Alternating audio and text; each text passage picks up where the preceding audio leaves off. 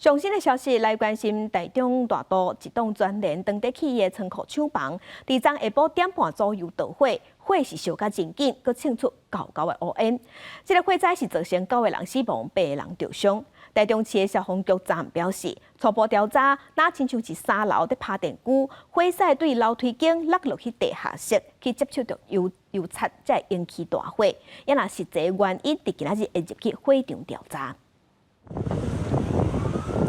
火已经为厂房扑出来，乌烟呛甲天边。伫台中市大道府沙田路的专联公司成都新起的厂房，昨到下晡点半左右发生火灾，火势真紧就摊开，真侪工人受困伫无共款的楼层，情形正危急。消防人员出动40台各式消防车，甲107个消防人员去抢救，最后救出8人，不过已经罹难。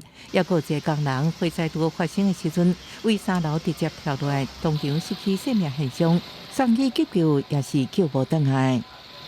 目前我们欧卡的一共有9位。至于火灾发生的原因，我们明天早上会同警察局的火灾刑事检验人员一起来会勘。消防局初步检判是3楼咧做电焊工程时阵，火车为楼梯间的空棚落落地下室，接触地下室油漆的混合物，一年嘛就引起大火。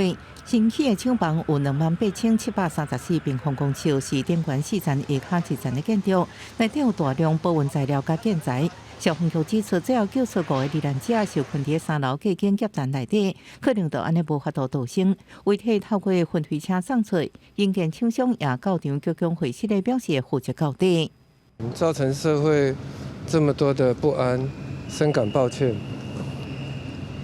那本公司也会针对受伤相关人员进行全力的抚恤跟照顾，公司绝对会负责到底。